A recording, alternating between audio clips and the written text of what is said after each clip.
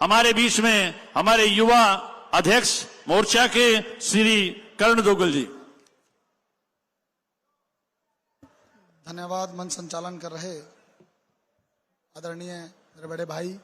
और एलनाबाद सदा ही जय घोष के लिए भी पॉपुलर रहा है और भीड़ के लिए तो रहा ही है, तो इसलिए जय घोष के साथ शुरुआत करेंगे। भारत माता की। ऐसे नहीं, मैं तो इतनी बड़ी बात बोल दी भी पॉपुलर रहा है, तो जय घोष भी फिर पॉपुलरिटी वाला होना चाहिए कि पता लग जाए कि हमारे जिला अध्यक्ष नताशा सियाग जी के नेतृत्व में, हमारे कप्तान मीनू बेनीवाल जी के नेतृत्व में कोई रैली यहां पर हो रही है, चंडीगढ़ तक पता लगना चाहिए। भारत माता की, भारत माता की।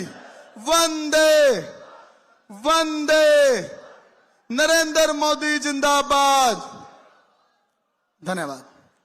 मैं सबसे पहले आज यहां पे आप सब लोग इतनी भारी तादाद में एकत्रित हुए हैं और हो रहे हैं, इसलिए आप सबका बहुत बहुत धन्यवाद, बहुत बहुत आभार प्रकट करता हूं।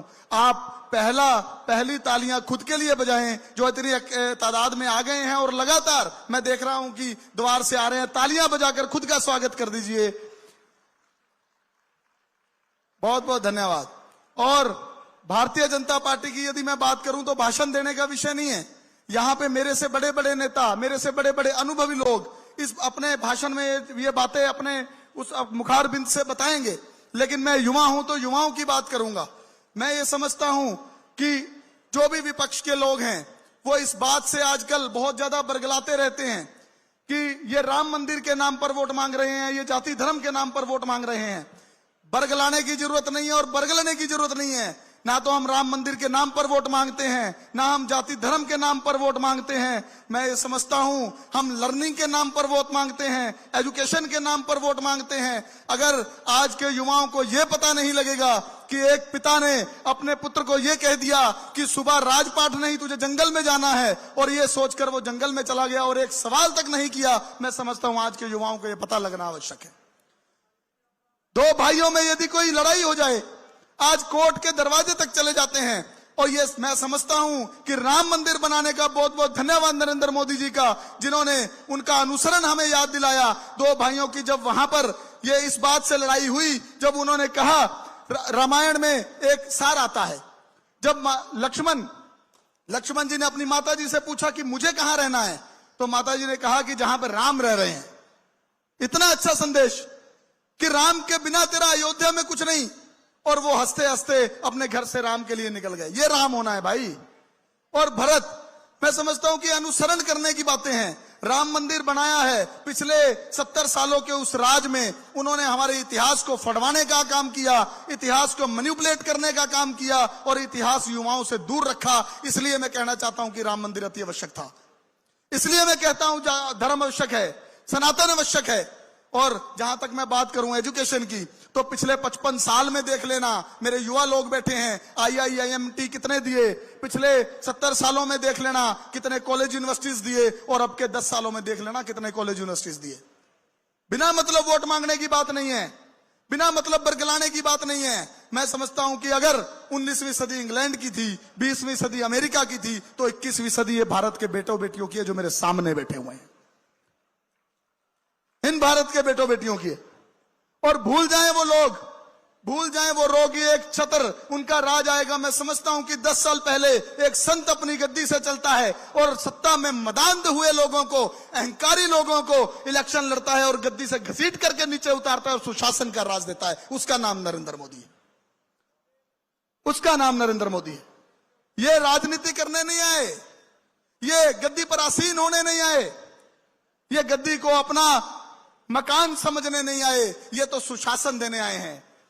ये तो युवाओं को नौकरियां देने आए हैं। जो लोग रात को घरों में बैठकर अपने पिता से ये बात करते थे कि पैसे नहीं है, नौकरी लगे कैसे, और मैं समझता हूं कि एक संत अपने घर से चलता है, बनियानी गांव से चलता है, और सत्ता की उस घसीटियों को, सत्ता की उस गद्दी से उन मदांध लोगों को, अहंकारी लोगों को, भूपेंद्र सिंह हुड्डा को घसीट कर नीचे उतारता है और कहता है कि मैं नौकरियां दूंगा। तू कौन होता है पैसे से नौकरी बांटने वाला? 10,997 नौकरियां लगी, एक भी पर्ची खर्ची से नहीं लगी। मैं समझता हूं ये बड़ी बात होती है भाइयों।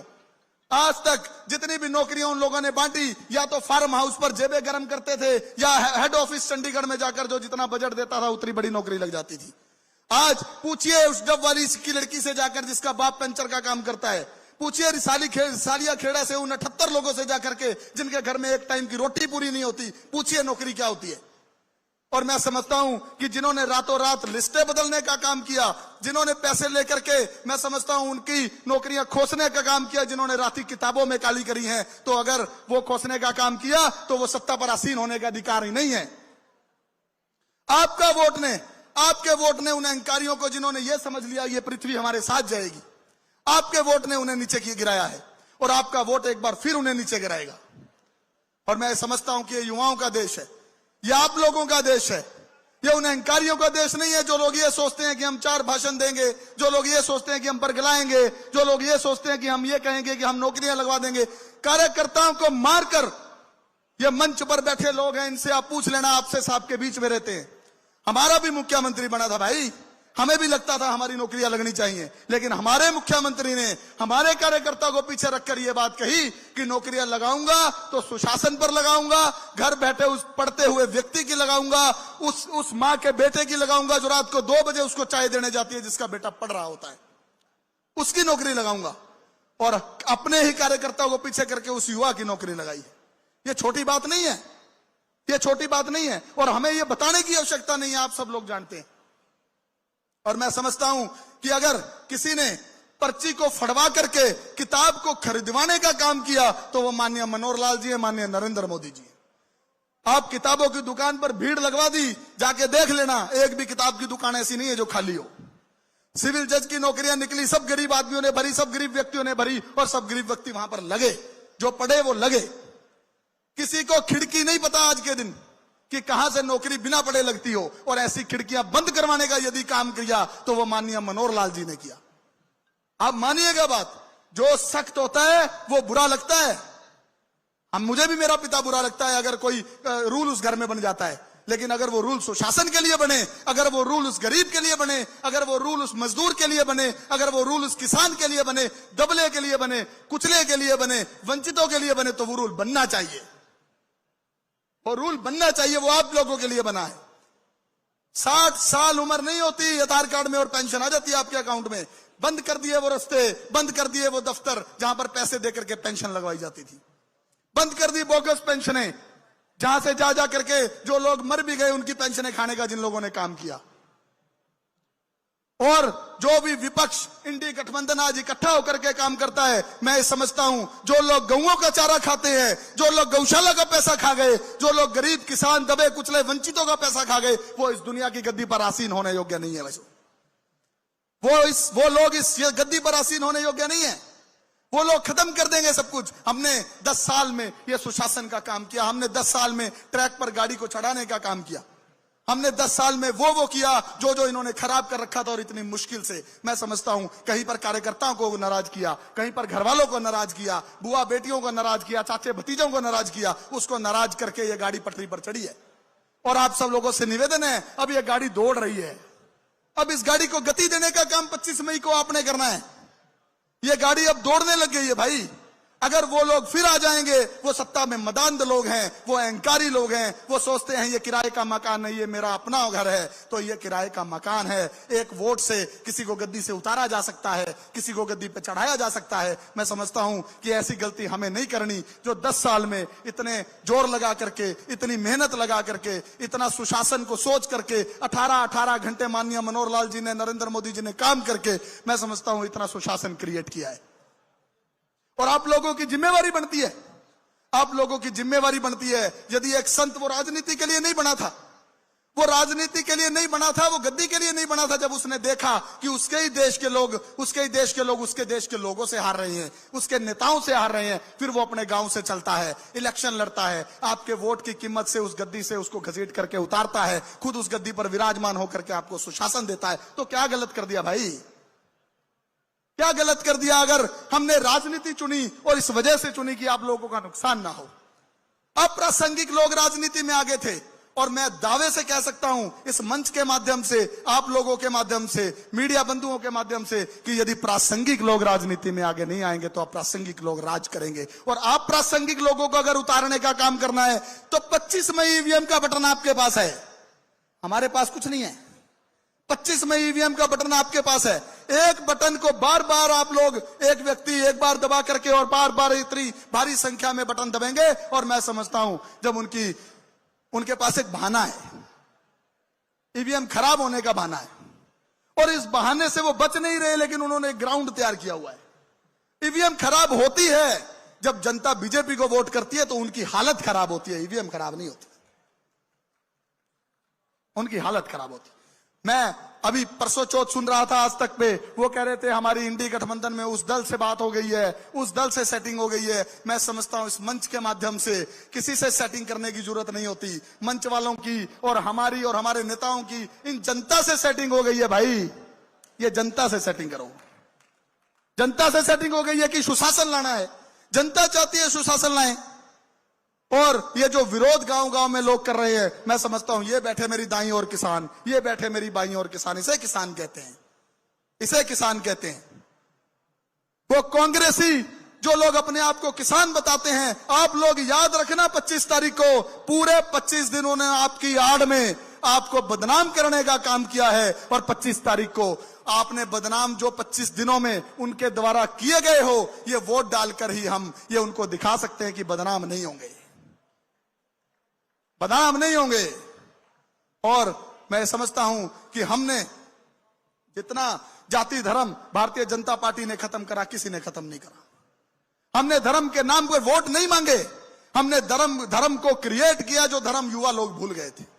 जो लोग भूल गए थे भाई के पीछे कैसे जान देनी है, उनको रामायण सिखाई। जो लोग भूल गए थे कि महाभारत में क्या सीखने योग्य बात है, श्री कृष्ण से क्या सीखने योग्य बात है, उनको सिखाने का काम किया। बड़े बड़े मंदिर बनाने का सिर्फ अनुसरण यही होता है। स्कूल जाने का क्या मतलब होता है भाइयों? स्कूल जाने का यह मतलब नहीं होता कि मैं रोज स्कूल जा रहा हूं और मैं पास हो जाऊंगा। स्कूल एक माहौल बनाने के लिए होता है। स्कूल में माहौल बनेगा, घर आके अपना होमवर्क करेंगे और पास हो जाएंगे, ऐसा स्कूल का काम है। मंदिरों का काम हमने इस वजह से मंदिर नहीं बनाए कि हम सिर्फ उसके नाम पर वोट मांगे, यह बरगलाने का काम हो रहा है। हमने मंदिर बनाए कि हमारे युवा हमारे इतिहास को ना भूल जाए। और एक बात अभी बता देता हूं आपके माध्यम से उन लोगों को जो लोग अप्रासंगिक राजनीति करके बरगला रहे हैं, कि यदि जो व्यक्ति इतिहास को याद नहीं रखता, दोबारा सुन लेना, जो व्यक्ति इतिहास को याद नहीं रखता, भविष्य उसको स्थान नहीं देता, भविष्य उसको स्थान नहीं देता। और वो इतिहास को भूल गए हैं, वो सब कुछ भूल गए हैं कि जनता ने एक वोट से उनको बिठाया था। वो ये बात भूल गए हैं कि जनता की भागीदारी क्या होनी चाहिए। इस सरकार में जनता की भागीदारी है। मुख्यमंत्री हाउस को सीएम हाउस नहीं कहा जाता, तुरंत प्रभाव से हटाने का काम किया, संत कबीर कुटिया के नाम से नाम दिया। कांग्रेस की सरकारों में कोठियां चलती थी, उस नेता की कोठी नंबर ये, उसके नेता की कोठी नंबर ये, उस कोठियों को खत्म करके हमने घरों का नाम दिया, निवास स्थानों का नाम दिया, कुटिया का नाम दिया, तो भारतीय जनता पार्टी ने दिया। अब तो ये राजनीति सामने बैठा युवा करेगा। ये राजनीति के अनुसरण पे, ये राजनीति को अनुशासन में लाने का काम ये मेरे बुजुर्ग करेंगे जो इधर बैठे हुए हैं। ये 21वीं सदी के बुजुर्ग हैं, ये अनुभवी बुजुर्ग हैं। ये अपनी 21वीं सदी को 23वीं सदी में किस प्रकार लेके जाएं, इस प्रकार का अनुसरण हमें आप लोगों ने करवाना है। और हमें आप लोग अनुसरण किस बात से करवाएंगे? 25 मई को वोट दे करके पूरे देश की बड़ी पंचायत में एक राम राज्य को स्थापित करने का यदि काम करना है तो मेरे सामने बैठे मेरे भाइयों बहनों बुजुर्गों माताओं ने करना है।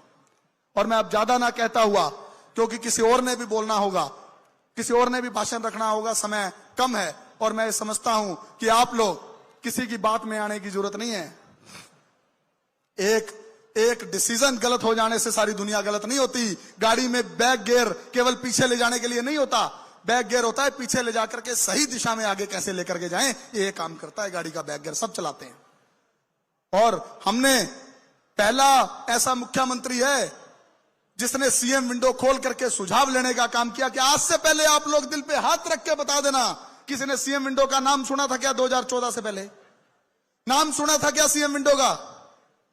सीएम विंडो का ला करके, और यहां पे अगर किसी को कोई तकलीफ होती है तो सबसे पहले कहां जाता है? सीएम विंडो पे जाता है।